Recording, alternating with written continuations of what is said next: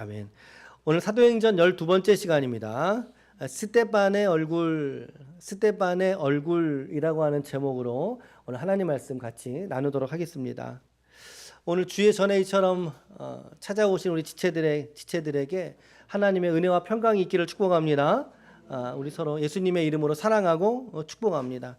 하나님 베푸신 은혜가 우리 지체들의 삶의 자리에 또 예배 가운데 넘치시기를 바랍니다. 지난 한 주간 좀 어떻게 평안하셨습니까? 예, 저는 좀 한 주간의 삶 나눔을 잠깐 좀 드리고 싶어서 좀 몇 가지 이야기를 잠깐 하고 그리고 이제 지난주 말씀을 좀 봅니다. 한 주간 여러분 평안하셨는지 모르겠어요. 저는 지난 주간에 크게 뭐 세 가지 정도 지금 계속 생각을 하면서 좀 일상을 좀 보냈는데요. 월요일 날 이제 한 책의 사람들이라고 하는 모임이 있어요. 성경을 이제 지금 요한계시록 지난주 17장 연구를 했는데 돌아오는 주일은 2단 연구, 또 그 다음 주는 18장 이렇게 좀 한 장씩 연구를 하거든요. 목회자 모임입니다. 여기 뭐 창동에 있는 목사님들 같이 좀 모여 있고 좀 성실하게 나가 보려고 합니다. 지난주에 좀 오래간만에 나갔어요. 갔더니 너무나 반갑게 또 맞이해 주셔서 감사한 마음이 좀 들었습니다. 본문 중심으로 성경을 연구하고 교제하고 나누는 그런 목회자 모임이거든요. 그 중에 너무 아이러니한 것은 제가 제일 연장자인 것 같아요. 그래서 부담이 많이 됩니다. 제일 연장자인 것 같지만 그러나 목회 일선에서 우리 수고하시는 후배 목사님들과 함께 또 좋은 교제를 갖고 또 친교를 갖고 목회 일들을 서로 좀 기도 제목을 나누고 하는 그런 시간들이 되었으면 좋겠습니다. 이런 이슈가 하나 있었고요. 또 하나는 또 저희 시차례가 지난주가 목요일 날 이제 있었습니다. 여러분 우리 교회가 어느 교단에 속해 있는지 이런 거 좀 아세요, 여러분? 예, 우리 교회는 한국에는 많은 교단들이 있어요. 순복음, 성결교, 침례교, 감리교 뭐 이게 쭉 있지 않습니까? 그 중에서 우리는 무슨 교단이에요? 우리 장로교예요. 우리 장로교단입니다. 장로교단. 근데 그 장로교단의 산하에 되게 많은 교파가 있어요. 뭐 한 90개가 넘는다라고 말하기도 하는데 정말 많거든요. 그 중에 한국교회 장로교는 크게 두 개로 나눠집니다. 크게 두 개. 하나는 합동측이요. 하나는 통합측이기도 합니다. 그래서 합동측 교단의 제일 큰 교회는 사랑의 교회, 우리 여러분 잘 아시는. 그죠? 통합측 교회에서 제일 큰 교회는 영락교회. 같은 교회들이 이제 건강한 교회들이죠. 저희 교회는 합동측에 속해 있고요. 그리고 이제 이 합동 교단 안에 여러 노회들이 있습니다. 흩어져 있는 노회들. 그 중에 우리는 북평양 노회입니다. 북평양 노회예요. 그래서 우리는 통일되면 우리는 평양으로 올라갑니다. 그래서 좀 행정적으로 북평양 노회에 소속되어 있고요. 우리 교회가. 그리고 이제 저희 교회가 그 노회 안에 한 5개, 6개의 시찰회라고 하는 게 있어요. 뭐 적게는 10개, 많게는 20개. 그중에 저희 시찰에는 경서 시찰회라는 시찰회에 소속이 되어져 있어요. 저희 교회는 시찰회는 21명의 목사님들이 계셔요. 아마 우리 노예 중에 가장 큰 시찰회 규모이지는 않는가 싶긴 합니다만 우리 21개의 교회 중에 무려 한 15개의 교회의 목사님들이 이중직을 하세요. 이중직. 겸직 목회. 다시 말하면 목회를 하기 위해서 또 다른 일상의 다른 직업을 갖고 목회를 하시는 분들이 계십니다. 좀 특수한 그런 시차례죠. 같이 지난주에 이제 모여서 10명 정도 이번에 좀 많이 모이셨는데 모여서 함께 또 기도 제목 나누고 교회 형편도 좀 같이 나누면서 또 목회 격려를 받는 그런 시간도 가지고 왔습니다. 이제 4월 15일 날 이제 노예가 있어요. 정기 노예가 있습니다. 하나 이렇게 있었고요. 또 하나는 지난주 한 주간 동안 내내 새벽에 사실 여기 아무도 안 계시잖아요. 저하고 안 사람만 이제 예배 드리는데 청년 하나가 교회를 지금 계속 오고 있어요. 이번 주는 거의 안 빠지고 다 왔죠. 예, 안 빠지고 왔어요. 한영민이라고 하는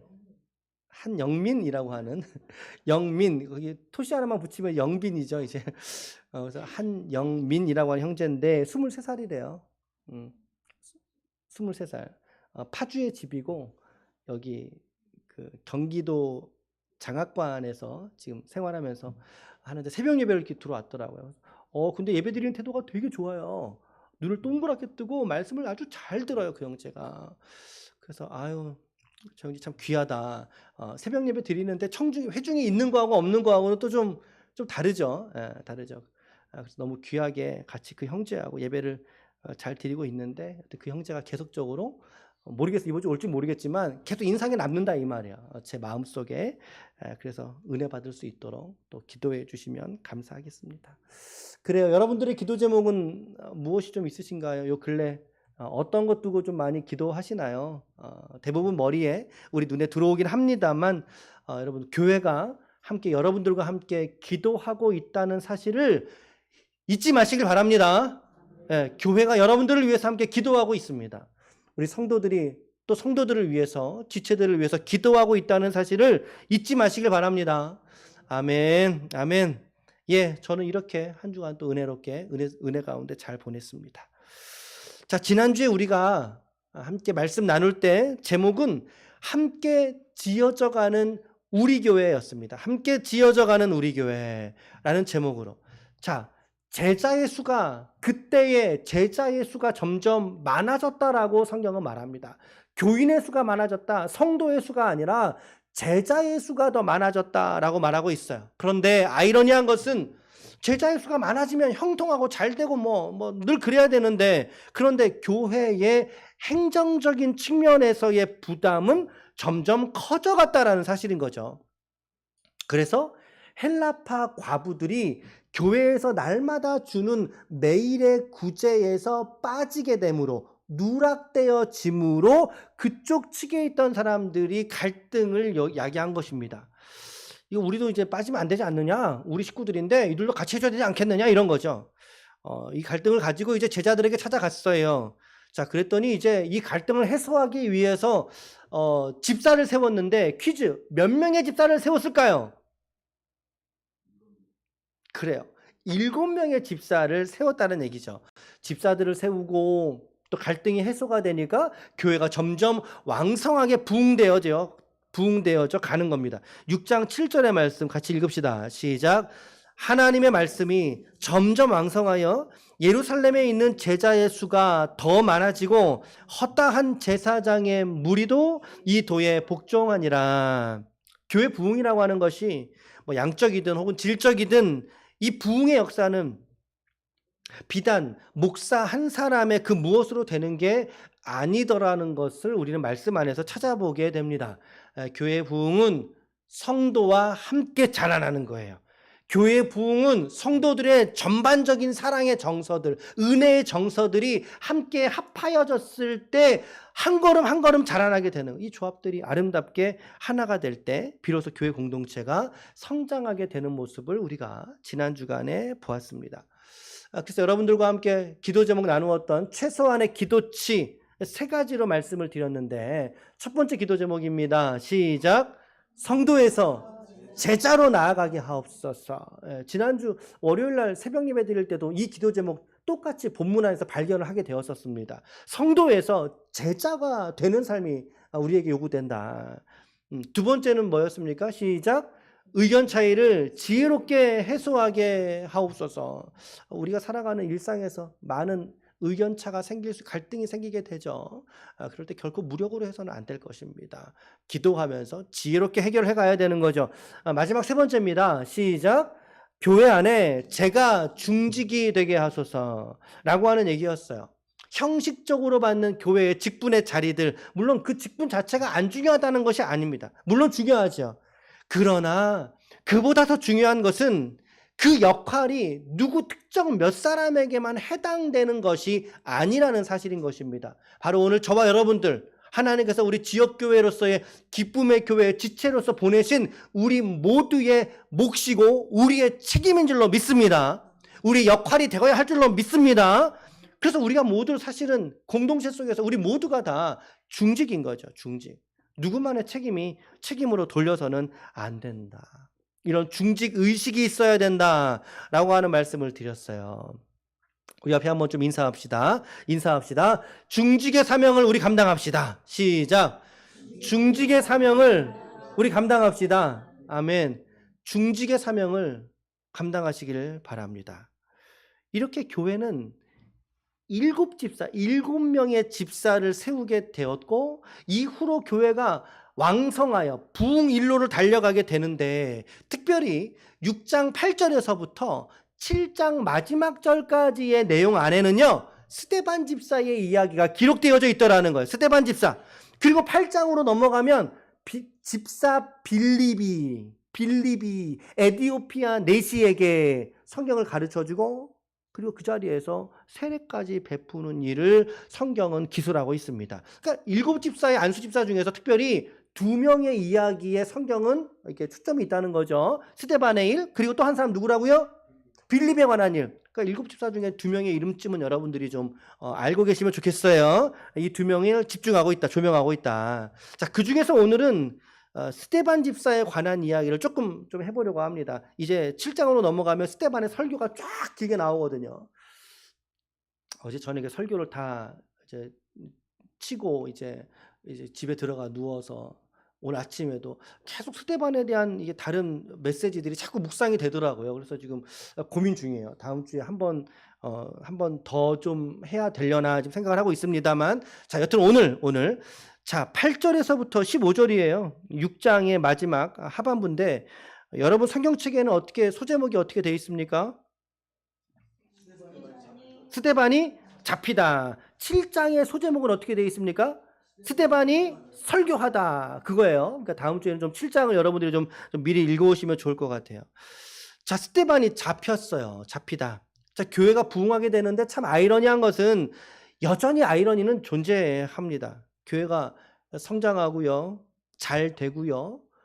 그리고 이제 우리식으로 형통하고요. 그러나 그 이면에는 어떻습니까? 그 부흥을 시샘하는 무리들의 그 부흥을 저항하는 무리들의 일련의 도전들이 계속해서 교회 공동체 속에 오늘 뭐 집사 스데반의 일이긴 하지만 계속 교회 공동체에 이 도전들이 다가오게 되더라는 거예요. 사단의 견고한 진들이 이 성장을 막고 저지하려고 안간힘을 쓰고 있는 모습을 우리는 본문 안에서 발견하게 됩니다.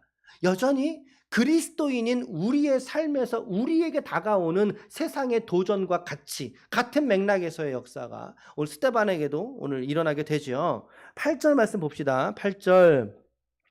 스데반이 은혜와 권능이 충만하여 큰 기사와 표적을 민간에 행하니 9절 시작. 이른바 자유민들 즉 구레네인 알렉산드리아인 길리기아와 아시아에서 온 사람들의 회당에서 어떤 자들이 일어나 스데반과 더불어 논쟁할세. 자, 9절 말씀에 대해서 세 번역을 제가 소개해 드릴 테니까 잘 보시면서 관찰해 보세요. 자, 세 번역입니다. 그때에 구레네 사람과 알렉산드리아 사람과 길리기아와 아시아에서 온 사람으로 구성된 이른바 리버디노 회당에서 회당에 소속된 사람들 가운데 몇이 들고 일어나서 스데반과 논쟁을 벌였다. 라고 세번역은 기록하고 있어요. 자, 그럼 여기 지금 각주가 표시되어져 있는데 저 리버디노라고 하는 거 앞에다 이렇게 지금 디귿 미음 해가지고 이렇게 각주 표시되어 있죠. 그 구절의 끝자락에 저렇게 기록되어 있는 거예요. 리버디노가 뭐냐? 자, 라틴어 이름이고 종으로 있다가 자유를 얻게 된 로마의 포로로 끌려가서 거기서 자유를 얻게 된 유대 사람들로 구성되어져 있는 집단 이렇게 소개를 해주고 있습니다. 그들의 회당도 일반적인 회당이라고 부름과 같이 동일하게 회당이라고 말하고 있더라는 거예요. 그래서 우리 성경에서는요, 이 리버디노라는 단어를 실은 생략을 하고 있어요. 그러니까 회당이 같은 회당이 아니라 일반적인 자유민의 유대인의 회당이 아니라 로마의 포로로 끌려갔다가 종에서 자유함을 얻게 된 무리들이 구성한 회당. 그 회당의 사람들이 오늘 스데반을 반대했다는 거예요. 스데반에게 도전을 행했다라는 거예요. 이 리버디노의 특징이 뭐냐면요. 말씀드렸듯이 로마의 포로로 끌려갔던 종으로 끌려갔던 자들이 자유를 얻게 된 사람들입니다. 그러나 그들도 유대인이죠. 그러므로 그들도 생각과 사고 속에는 이미 회당 중심의 유대교적 사고가 깊게 뿌리 박혀있던 사람들로 보여진다라는 거예요. 물론 여러분, 이 스데반이라고 하는 사람도 헬라파 유대인이긴 합니다. 헬라파 유대인. 그러니까 언어적으로 그리고 문화적으로 공통점은 있었을 것입니다. 그러나 이 복음의 본질을 말함에 있어서는 그들과 계속 부딪혀 왔던 거죠. 계속해서 갈등이 심화되어졌던 것으로 보여진다라고 하는 의미입니다. 그 중에 몇이 이제 스데반에게 다가와서 이제 논쟁을 벌이게 된 거예요. 논쟁을 벌이게 되었어요. 논쟁을. 우리식으로 말싸움이죠. 말싸움을. 그런데 스데반을 감당하지 못하는 거예요. 이게 안 되는 거예요. 논리에서나 증거에서나 확신에서나 스데반을 이기지 못하니까 어떻게 됩니까? 거짓 증언을 샀다는 거죠. 거짓 증인들을 사서 이렇게 말해라. 거짓 증언을 시키게 됩니다. 거짓 증언을. 11절 보십시오. 11절 시작. 사람들을 매수하여 말하게 하되 이 사람이 모세와 하나님을 모독하는 말을 하는 것을 우리가 들었다라고 어떻게요? 하게 하고예요. 시킨 거예요. 돈으로 매수해서 거짓 증언을 시킨 거예요. 그랬더니 스데반이 공회에 의해서 잡혀오게 되는 거예요. 공회에 잡혀서 왔습니다. 그럼에도 불구하고 거짓 증언은 계속 이어지게 되죠. 13절, 14절이 이제 이들의 논쟁에 대한 세 가지 내용들이 들어있는데 한번 잘 보세요. 시작. 거짓 증인들을 세우니 이르되 이 사람이 이 거룩한 곳과 율법을 거슬러 말하기를 맞지 아니하는 도다. 그의 말에 이 나사렛 예수가 이곳을 헐고 또 모세가 우리에게 전하여 준 규례를 고치겠다 함을 우리가 들었노라. 역시 이들이 시킨 이야기겠죠. 스데반을 음해하기 위해서 그들은 이야기를 한 거겠죠. 자, 공의 앞에서 이 증언의 내용은 크게 세 가지로 요약될 수 있습니다. 1번, 2번, 3번이거든요. 1번은 어떤 얘기였어요? 거룩한 곳인 성전과 율법을 거슬러 말했다. 거슬러, 그 옆에다 적어 놓으세요. 모함했다는 뜻입니다. 모함했다는 거예요. 예, 평가절하해버렸다는 거예요. 예, 첫 번째 논쟁점. 두 번째 논쟁점은 저 스데반이 예수가 이 성전을 지금 헐어버리겠다라고 말했다라는 거죠. 성전을. 세 번째 논쟁점은 모세가 우리에게 준 규례가 곧 율법이거든요. 이걸 뜯어고치겠다라고 말했다는 거예요. 당시의 율법은 유대인들에게는 생명과 같은 것입니다. 근데 그걸 뜯어고치겠다라고 말하니까 어떻게 했어요? 예. 자, 우리는 이들의 이 거짓 증언을 통해서 거꾸로 뒤집어 올라갈 수 있죠. 그러면 이제 스데반과 이들이 어떤 논쟁을 벌였을지를 추적해 볼 수 있어요. 그렇죠? 이 논쟁은 크게 보면 예수 그리스도의 메시아 되심 그리고 성전과 율법에 관한 이해와 관련되었을 가능성이 제일 큰 거예요. 자, 이 논쟁들을 하나하나를 오늘 좀 잠깐 한번 짚어볼게요. 자, 첫 번째 논쟁점입니다. 첫 번째 논쟁점. 이 사람이 성전과 율법을 뭐 했다? 모독하는 말을 했다. 거슬러 말했다. 모함하는 말을 했다. 라고 이야기를 했다라는 거예요. 스데반은요, 성전에 관한 이해가 다른 사람이었죠. 스데반은 그리스도를 통하여 참된 예배가 성전 중심의 예배가 아니라는 것을 말했을 거예요. 그렇죠? 그리고 성령을 통해서 드려지는 신령한 예배 형태를 그는 선포했을 거예요. 성전에 드려지는 가시적 성전에서 드려지는 예배가 그게 리얼, 그게 진짜는 아니야. 우리가 코로나를 지나오면서 한국교회의 신학적인 큰 발전이 하나 있던 것이 바로 이 논리가 있습니다. 그렇죠? 지금 우리 현장에 뭐 영상이 안 나가 좀 죄송하긴 합니다만 우리 현장에 못 오시는 분들이 온라인에서 예배 형태를 갖고 예배를 여러분 그거 예배예요 아니에요? 다시 한번 그거 예배예요 아니에요? 예배예요. 요한복음 4장에 보면 예수님께서 사마리아 여인하고 대화를 나누시죠. 나누시면서 뭐라 그래요? 예배 초소에 관한 언급을 하시면서 얘야 이 산도 아니야. 참된 예배 장소 이 산도 아니야. 심지어 예루살렘도 아니야. 응? 예루살렘도 아니야 라고 말씀하셨어요. 그러면서 이야기한 거 예배의 본질이 뭐냐. 그게 이제 4장 23절인데 우리가 너무나 잘 아는 말씀이거든요. 참 많이 묵상하는 예배에 관한 구절입니다. 이 구절을 다시 한번 여러분들 마음속에 새기시길 바랍니다. 시작. 아버지께 참되게 예배하는 자들은 영과 진리로 예배할 때가 오나니 곧 이때라. 아버지께서는 자기에게 이렇게 예배하는 자들을 찾으시느니라. 자, 여기서 말하는 이렇게라고 하는 것은 무엇을 받을까요? 그래요. 이렇게 예배하는 것은 영과 진리의 예배의 본질을 말씀하신 것이지, 우이촌로 353번지 4층에서 예배드리는 것만 예배 아니라 이 말이에요. 예루살렘 성전에서 드려야지만 예배가 아니라는 거예요. 이런 논리들이 아까 이들이 뭐라 그랬죠? 리버디노. 뭐 저도 좀 생소한 이름입니다. 이 리버디노 유대인들과 부딪혔다는 거예요. 예배에 대한, 장소에 대한 개념들. 결국에 성전은 예배하는 성도들을 이처럼 담아내는 그릇인 거예요. 예. 교회는, 가시적 교회는 예배하는 여러분들을 담아내는 그릇인 거예요. 본질은 뭐예요?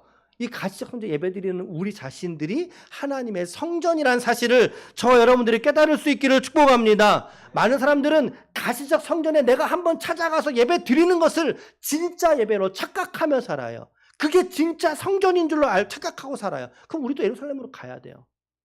성전으로 가야 돼요. 예수님 그 말씀하신 게 아니죠.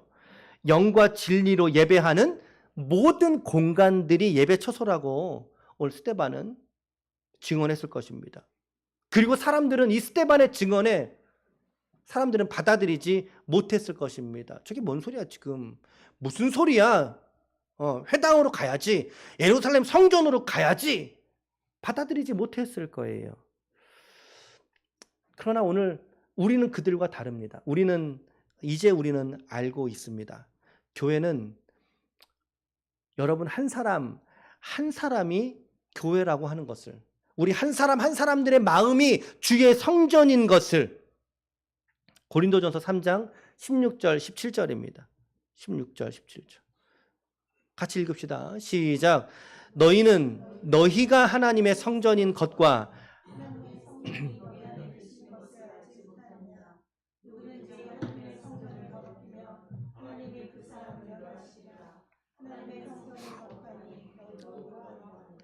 아멘.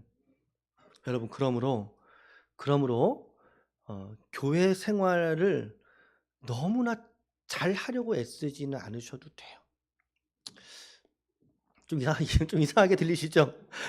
교회 좀 이상하게 들리시죠? 근데 무슨 말씀인지도 이해를 하시죠, 여러분? 예. 우리가 살아내야 할 우리의 공간은 교회가, 여러분들이 교회에서 365일 24시간 계실 거 아니잖아요. 그래서도 안 되고, 그러면 사회가 망가져요.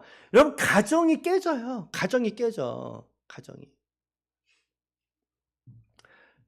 그저께 금요일 날 저녁에 우리 금요 말씀 기도회 하는데, 여기 장성 집사님하고 우승미 집사님하고 둘이 이렇게 딱 앉아 계시는 거예요. 우리 이주에서 앉으신 자리에 앉아 계시는데 너무 예쁘더라고요. 그냥 뭐 얼마나 말씀을 잘 들으셨는지, 얼마나 기도했는지는 저는 모르나, 그러나 그냥 마음이 기쁜 거 있잖아요. 그냥 가정이 저렇게 주님 앞에 나왔구나, 내외가 주님께 나와서 기도하는구나, 이런 것들을 보면서, 여러분, 우리는 교회 생활에 너무나 목을 맨 나머지 가정 생활에 등한시하는 경우들도 종종 발견되지 않습니까? 특히 이제 부부지간의 신앙이 다를 경우에 더욱더 그래요. 신앙이나 아예 종교가 다를 경우에 더 심하게 되는 거죠. 여러분, 가시적 공간이 교회의 본질이 아니고 보이지 않는 하나님 나라를 살아내는 여러분들이 바로 하나님의 거룩한 성전임을 기억하시기를 축복합니다. 그 고백 속에서 우리의 삶을 살아내는 거예요. 그 삶으로서의 예배와 예배로서의 삶이, 이게 구별되지 않고 서로 동일시되고 연합되어지고 이것이 균형이 맞춰지게 될 때, 그게 정말 주님이 원하시는 모습이지. 교회 생활이라고 하는 것은 여러분들의 은혜 생활을 돕는 도구요, 그리고 신앙 도구라는 것을 잊지 마십시오. 이 말은 가시적 교회가 무용하다는 이야기를 드리는 것은 결단코 아닙니다. 오해 없이 들으시길 바랍니다. 본질에 있어서, 그리고 우선순위에 있어서 더욱 그렇다라는 거예요. 주님 오실 때 이 가시적 교회는 그대로 이 자리에 남아 있어요. 여러분들이 들림 받는 거죠. 할렐루야. 우리 각자 개인들이 들림 받는 거죠. 교회는 이 자리에 있어요. 그때도 이 자리에 여전히 있을 거예요. 오늘 저와 여러분들도 교회의 머리 대신 예수님을 사랑하고 한몸 된 교회의 손과 발, 그리고 지체로서의 우리 가시적 교회를 사랑하고 섬길 수 있는 저와 여러분들이 되시기를 예수님의 이름으로 간절히 축원합니다. 아멘, 아멘. 첫 번째 논쟁에 대해서 우리 이런 성경적인 제안들을 우리 고려해 볼 수 있을 것 같아요. 자, 논쟁점 첫 번째 하나는 좀 이처럼 해결을 좀 해봤고요. 두 번째 논쟁점은 뭐였냐면 나사렛 예수가 이곳을 헐겠다라고 말했다는 거. 이곳을 헐겠다. 자, 요한복음 2장 19절입니다. 시작. 예수께서 대답하여 이르시되 너희가 이 성전을 헐라 내가 사흘 동안에 일으키리라. 분명히 주님도 비슷한 맥락의 말씀을 하시긴 하셨네요. 보니까 헐어라. 내가 다시 짓겠다. 사흘 동안 일으키리라. 예수님이 이 당시에 말씀하셨던 이 상황 속에서의 성전은, 예루살렘 성전은 아직 완공 상태가 아닙니다. 예루살렘 성전은 완공을 보지 못한 채 AD 70년에 무너져 버리게 됩니다. 요때는 46년 동안 성전이 지어지고 있던 중이에요. 이제 거짓 많이 지었겠지요. 이미지로 남아있는 것도 아니니까. 상당히 지어졌던 시점인 거예요. 그런데 하물매도 불구하고 예수님이 저거 헐어버려! 내가 3일 만에 다시 일으킬게. 라고 말씀하셨어요. 이 의미는 어떤 것에 관하여 말씀하신 걸까요? 눈에 보이는 그 헤롯 성전인데 그 성전을 정말로 그렇게 헐어버리라 그런 의미를 말씀하시는 걸까요? 그렇지 않다는 거예요. 잘못 이해하고 잘못 알아들은 것입니다. 요한복음 2장 21절은 이 말씀의 의미인지를 분명히 언급하고 있습니다. 시작. 그러나 예수는 성전된 자기 육체를 가리켜 말씀하신 것이지 저 성전을 두고서 말씀하신 건 아니다 이 말이에요. 자기 육체, 자기 성전된 육체. 그래 여러분 성전이 육체, 우리 자신들이 성전이에요. 그러니까 예수님의 죽음과 예수님의 부활. 죽은 지 며칠 만에? 사흘. 사흘이니까는 며칠이에요? 3일이에요. 3일이에요. 그래요. 주님은 이 성전을 자기 육체로 비유하신 말씀이지 이것을 문자적으로 해석한 오해더라는 것입니다. 이를 알아들을 수 없었던 사람들은 특히나 스데반이 회당과 성전을 바라보면서 예수님이 하신 이 말씀을 말할 때에 더욱이 그들도 이해하지 못했을 것 같아요. 그러니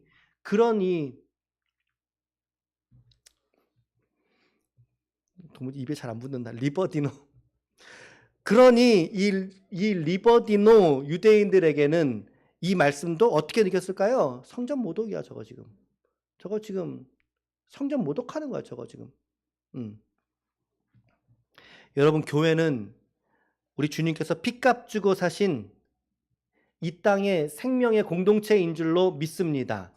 우리 신앙의 고백이에요. 우리 신앙 누가 뭐래도 우리 신앙의 고백이라고요. 교회는 이 땅의 지상교회. 여러분들의 영혼뿐만 아니라 우리와 함께 모여있는 이 공동체 말입니다. 지상교회는 예수님이 피값 주고 사신 생명의 공동체다. 교회가 그러하고 그리고 교회된 여러분 스스로가 또한 하나님 앞에 그러하다는 사실을 잊지 마시길 바랍니다. 여러분 이 세상엔 그 무엇보다 여러분들은 이 세상에서 그 무엇보다 값지고 소중한 분들이라는 것을 여러분 잊지 마십시오. 왜 그렇습니까? 나는 예수님의 피값 주고 사신 바 된 교회거든요. 나라고 하는 존재가. 물건의 가치는 뭘로 매기죠? 일단 첫 번째 뭘로 매기죠? 물건의 가치는 뭘로 매겨요? 어려운 거 여쭤보는 거 아니에요. 물건의 가치는 얼마짜리냐, 그쵸? 예. 10,000원짜리 샀으면 그 물건의 가치가 10,000원 주고 샀으면 그 물건의 가치가 얼마짜리란 얘기예요? 10,000원이에요. 100,000원 주고 샀으면요. 100,000원이에요. 그러면 오늘 여러분들의 값은 얼마일까요? 여러분들의 값은 얼마일까요, 여러분? 예수님이 나와 우리를 구원하시기 위해서 십자가에서 치르신 그 값은, 그 주님의 생명 값은 얼마로 쳐야 될까요? 우리 여기에도 우리 시찰에 가서 우리 교회의 근황과 이야기를 나눌 때 우리 교회는요 목사님 우리 96세 되신 우리 어르신부터 우리 시우가 올해 초등학교 6학년이죠. 아, 중1, 13살이라고 난 또 그랬네. 까지가 모두 있는 공동체입니다. 근데 막 놀라시는 거예요. 그런데 인원은 그렇게 많지 않고 각 계층마다 연령대들마다 좀 있습니다. 이런 얘기를 좀 나눴어요. 그래 여러분들이 아무리 나이가 많으셔도 또 우리 아이가 아무리 아직까지 철이 없어도 아까 뒤에서 보내 저는 이서영 원사님이 오셨나 이러고 봤어요. 옆에 누구지? 봤더니 시우더라고요. 뒷모습이 머리가 좀 길어놨잖아요. 길어놓으니까 이게 애 같지가 않은 거예요. 그래서 나는 권사님이 이주연 지사 옆에 앉았나? 이러고 이제 그 김종훈 사님은 못 왔나? 그리고 옆에 가서 이러고 봤어요. 봤더니 쉬운 거예요. 그래요. 아직 철이 없겠죠. 철 없는 아이나 여러분 나이가 드신 연로하신 우리 권사님들이나 여러분들이 몸이 건강하든지 아니면 조금 병을 얻어서 지금 아픈 고난 중에 지금 살고 계시든지 간에 이것과 상관없이 여러분들은 10,000원짜리 인생이 아닙니다. 여러분들은 100,000원짜리 인생이 아니고 1,000,000원, 1억짜리 인생이 아니에요. 여러분들은 예수님짜리인 줄로 믿습니다. 내 인생은 10만원, 100만원짜리 인생이 아니고요. 내 인생은 예수님짜리 인생인 줄로 믿습니다. 이 나라고 하는 이 가치를 오늘 이 말씀에서 오늘 성경을 다시 한번 우리가 깨달을 수 있도록 오늘 우리에게 들려주시는 것을 우리가 보게 됩니다. 자, 두 번째 논쟁은 이처럼 해결이 됐죠? 사흘 만에 무너지리라 이 말씀도 이제 해결이 됐습니다.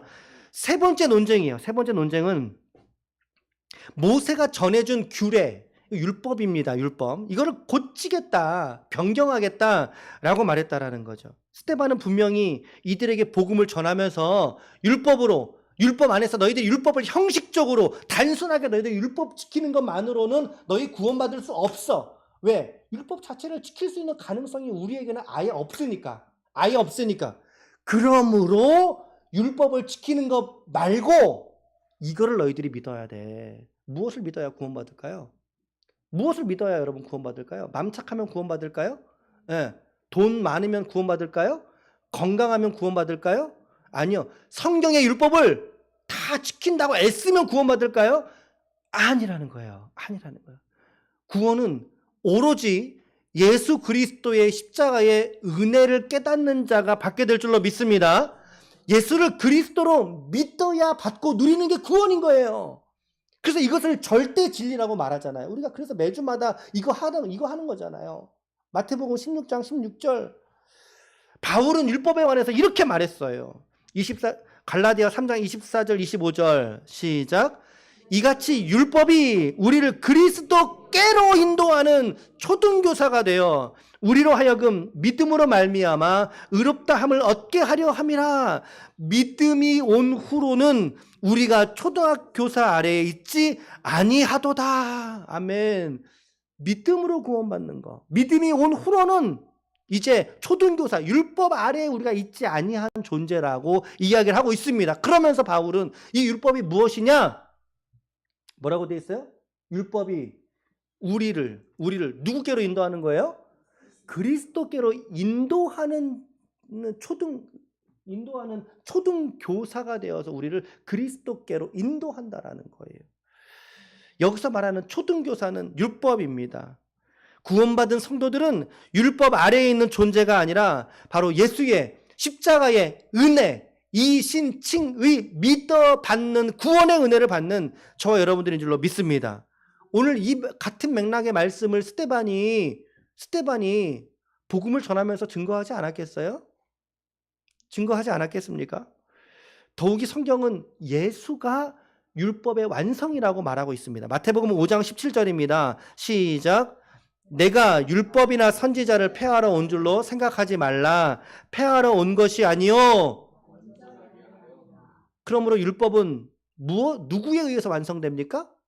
예수에 의해서. 이 말 다르게 말하면 율법은 행위로 완성되는 게 아니라 율법은 예수를 그리스도로 믿는 믿음으로 말미암아 완성된다라고 예수님이 직접 말씀하신 것입니다. 여러분 우리 가상칠원 예배 때 좀 다 오셔야 됩니다. 그때 제가 운행도 해드릴 테니까 가상칠언 예배 때 예수님의 십자가에서 7마디 있잖아요. 그 중에 마지막 말씀이 다 이루었다라고 하는 말씀이에요. 다 이루었다. 그게 무슨 의미인지 아세요? 그게 이제 이게 원문에서 테텔레스타이 이렇게 이제 말씀하신 건데, 그것은 완성했다, 성취했다, 그리고 내가 내 목숨을 지불하고 너를 샀다. 대가를 지불하고 내가 너를 샀다. 값을 주고 샀다는 뜻이 있습니다. 우리 시장에 가면은 뭘 사기 위해서 값을 주고 사잖아요. 그렇듯이 예수님께서 자기 생명을 값으로 내어주고 누구로 사신 거예요? 저와 여러분들을, 오늘 나를, 우리를 십자가에서 사신 줄로 믿습니다. 그러므로 결국에 우리는 예수가 아니시면 어떤 인간도 결코 구원의 가능성이 없다라는 것을 성경은 말하고 있어요. 이것을 이들이 이제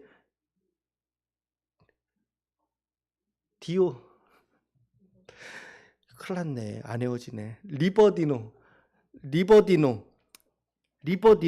이 리버디노 유대인들이 이것을 곡해한 거예요.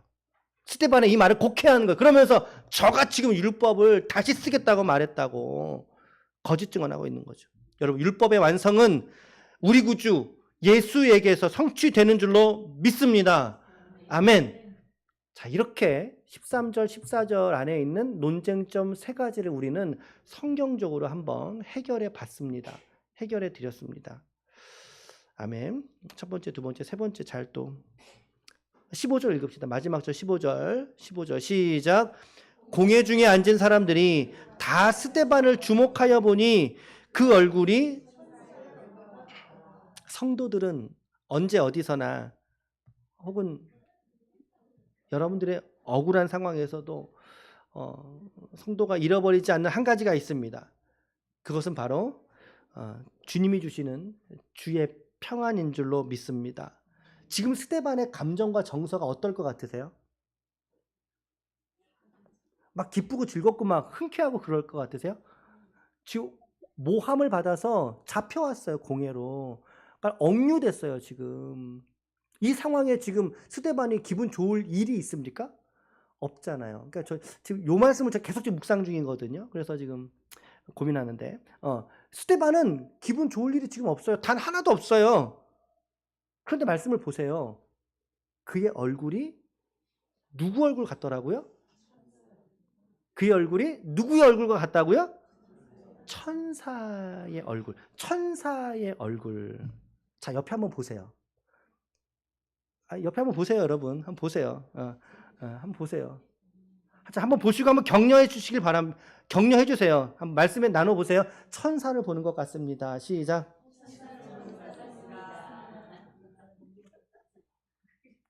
천사를 보는 것 같습니다. 여러분, 천사의 얼굴이 어떤 얼굴일까요? 막 인상 쓰고 피곤하고 막 다크서클 이렇게 내려오고 막 그런 얼굴일까요? 그렇지 않아요. 저는 이 말씀 묵상하면서 그래요. 여러분들이 떠올랐습니다. 여러분 떠올랐습니다. 우리는 천사들과 함께 신앙생활을 하고 있는 겁니다. 여러분들. 천사들과 함께. 하나님의 사람은 어떤 상황에서도 이 샬롬을 잃어버릴 수가 없습니다. 주의 평안을 누리고 그 평강의 세계 속에서 항상 마음의 평안을 하나님이 이처럼 부어주시더라는 것입니다. 오늘 여러분들의 형편은 어떠세요? 여러분들의 건강은 좀 어떠세요? 여러분들의 직업생활은 좀 어떠세요? 어떠세요? 제가 우리 현영자매가 지금 1개월 발 만에 나왔잖아요. 그래서 중간에 전화를 몇 번 했는데 솔직히 할 때마다 좀 부담이 돼요. 왜냐하면 워낙 바쁘고 하니까 전화를 해도 되나 안 되나 고민되거든요. 주일날 어쩌다가 전화 한번 했더니 받았어요. 잘 지내? 그랬더니 혼나고 일한다는 거예요. 그리고 내가 이걸 끊고 나서 얘가 이럴 리가 있나? 이럴 수가 있나? 제가 안사람하고 얘기를 나눴거든요. 여보, 현영이가 글쎄 혼나고 있대. 초년생이 처음 하는 일이니까, 그쵸? 물론 이거 혼나야 잘 배우기도 할 것입니다만, 우리 현영자매 손가락 끝에서 기업의 사활까지는 아니어도 기업에 뭐가 달린 거 아닙니까? 그거 틀려버리면 이거 큰 죄가 되니까 아마 엄하게 이제 저 업종이 일을 하는 것 같아요. 여튼 여러분, 그래요. 직업 생활이 지금 여러분 어떠세요? 힘들고. 괴롭진 않으십니까? 그러나 내 몸이 병에 들었든 또 병이 잘 낫지 않든 간에 오늘 주님의 평안이 여러분들을 또한 평안으로 안내하시고 이끌어 가실 줄로 믿습니다. 오늘 이 마지막 구절 저 참 인상적이었어요. 이 구절. 네네. 자, 해설은 다 마쳤습니다. 이제 한 주간 기도 제목 이제 3가지 제안해드리고 마치는데 첫 번째 기도는 시작. 성경의 말씀을 오늘 스데반이 이처럼 이 논쟁거리를 계속 제기했다는 건 무슨 말이죠? 자기 생각을 말한 게 아니에요. 계속 성경을 가지고 계속 말한 거예요. 예수님의 말씀, 성경의 율법들을 가지고 계속 말한 것입니다. 스데반이 그의 삶에서 증거한 것이 기사와 표적이라고 되어져 있어요. 오늘 말씀에는. 그러나 이것은 다름 아닌 저는 말씀의 역사라고 저는 생각을 합니다. 성도에게는 말씀이 생명이고 말씀이 능력되는 줄로 믿습니다.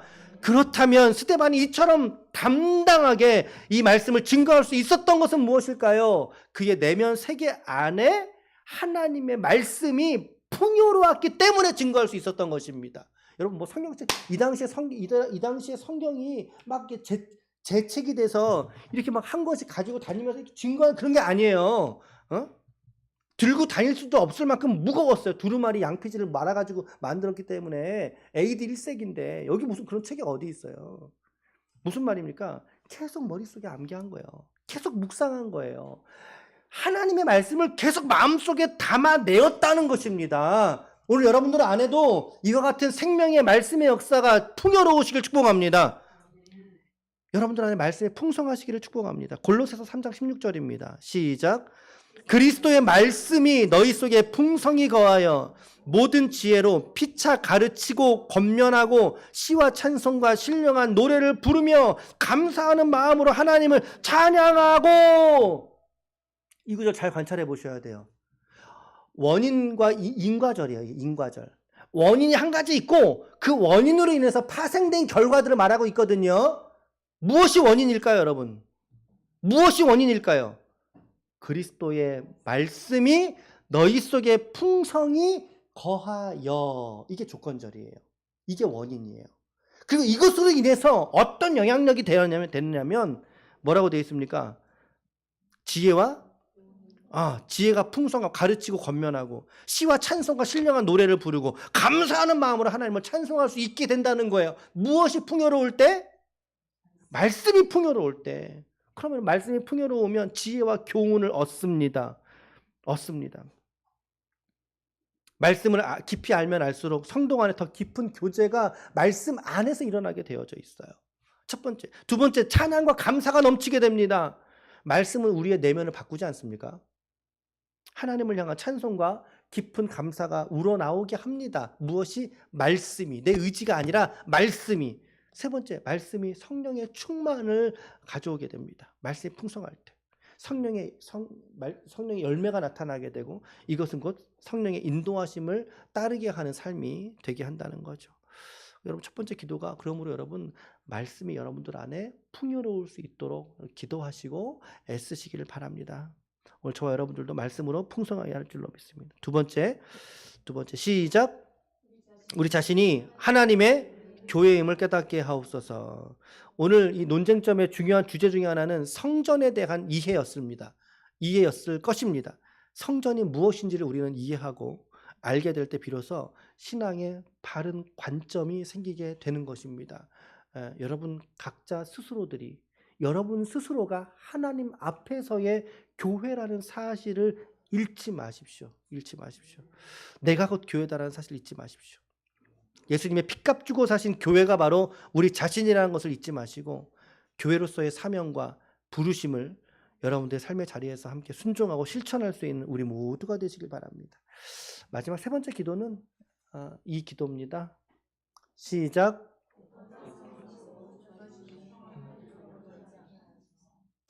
아까 누구의 얼굴과 같았다 그랬습니까? 말씀에? 천사. 여러분 스데반의 얼굴 궁금해요? 안 궁금하세요? 참 저 너무 궁금하더라고요. 그래서 이제 좀 찾아봤어요. 찾아봤더니 인터넷에서 차를 후진해야 될 것 같은 생각이 갑자기 인터넷에서 왼편 2개 사진이 이게 좀 검색이 됐더라고요.